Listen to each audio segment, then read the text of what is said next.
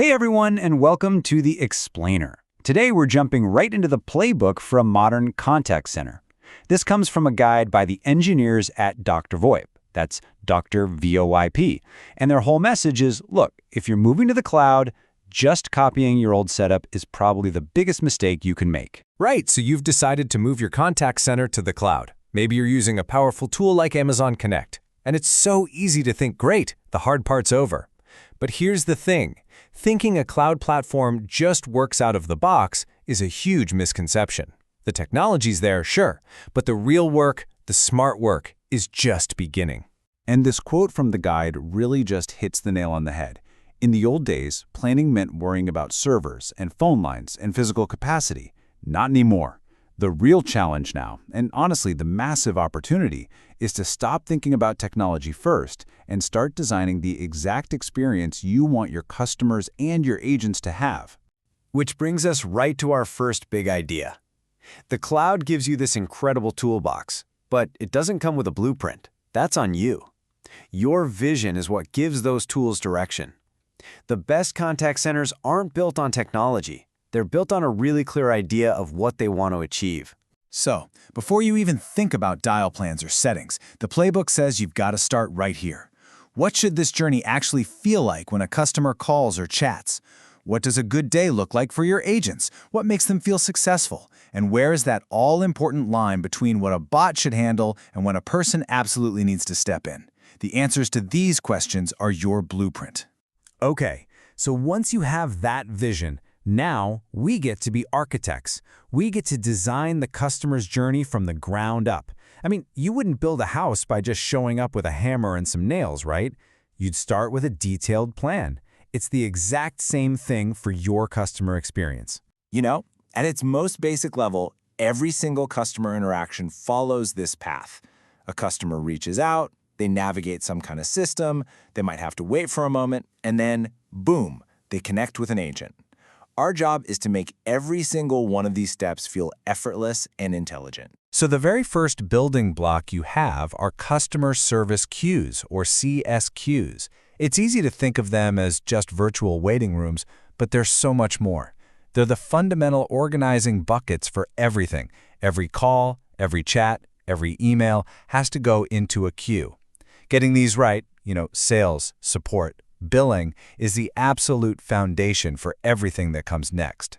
Now, here is a fantastic pro tip from the guide. Don't just name your queue billing. Instead, call it something like billing questions or payment support. Why? It seems small, right? But it completely changes the focus to the customer's goal, not your internal department name. It makes your reports way easier to understand and helps your agents immediately know what that customer needs. It's a tiny tweak with a massive ripple effect. So if queues are the waiting rooms, then contact flows are the intelligent hallways and the digital signs that guide your customers through the building. This is really the programmable heart of a system like Amazon Connect.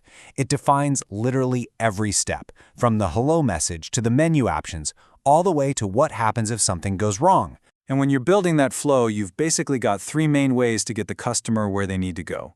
You could have a direct number, like for a VIP, that goes straight to a queue. You have the classic, press 1 for sales, press 2 for support menu. Or, and this is where things get really cool, you can use natural language and let the customer just say what they need. The choice you make here goes all the way back to that experience you want to create. All right, so we've sketched out the customer side of the equation. But what about the folks on the other end of the line? Let's dig into the tools that empower your team and make your agents truly effective. So how does the system know which agent gets the next call or chat? Well, that's the magic of a routing profile. Think of it as a rule book that you assign to every single agent.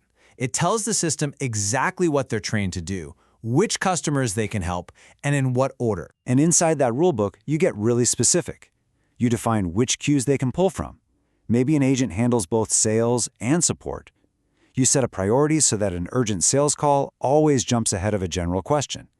You say which channels they work on, voice, chat, maybe both. And you can even set their capacity, like this agent can handle 3 chats at once. It gives you incredibly granular control. Next up are agent status codes. Now, these look really simple on the surface, but they are so powerful. When an agent clicks lunch, it's not just a note for their supervisor.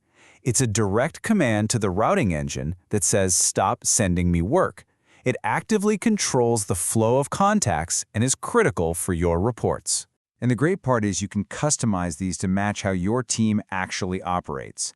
You can go way beyond just available or break. You can add statuses for admin work, team meeting, coaching session, whatever you need. This gives managers a super clear, real-time picture of what their team is actually doing. Okay, we've laid the foundation, we've built the architecture, now we get to the fun stuff. Let's talk about the capabilities that really elevate a modern contact center. These are your superpowers. First on the list, AI-powered self-service, and we're talking about Amazon Lex. This is the exact same natural language tech that powers Alexa. It lets you build these incredibly smart voice and chat bots that can be your frontline assistants 24/7, handling all the common stuff without needing a human. So instead of forcing a customer through a clunky menu, they can just say this in their own words. Lex understands the intent. It knows they want to reschedule. And it can either handle that request right then and there, or it can gather the key info and then pass the customer, along with all that context, to the perfect agent. No more repeating yourself. Another superpower is deep integration with your CRM. And you've really got two ways to go. You can use the pre-built native connectors for big platforms like Salesforce or Zendesk. That's great for quick wins like screen pops. Or for really complex workflows, you can build custom integrations. The key, either way, is to know exactly what you want to achieve before you start building. And finally, true omni-channel. This is a game changer. In a truly modern system, channels like web chat, SMS, and email aren't just an afterthought you bolted onto your old phone system. They are all treated as first-class citizens. They flow through the exact same routing logic, using the same priorities, and all land in one unified place for your agent. And that brings us to our final and maybe the most critical point of all. If you really want to unlock the potential of these tools, you have to be willing to let go of the old way of doing things and think beyond the old playbook. I absolutely love this quote from the guide because it is so painfully true. The #1 trap people fall into is taking their old, clunky 10-level phone menu and just rebuilding it in the cloud. That's like buying a brand new Ferrari and then vowing to never drive it over 20 miles an hour. What's the point? And this, right here, is the single most important mindset shift you can make. Your old system was built around the limitations of physical hardware. You only had so many lines, so many ports. This new world is defined by the incredible flexibility of software.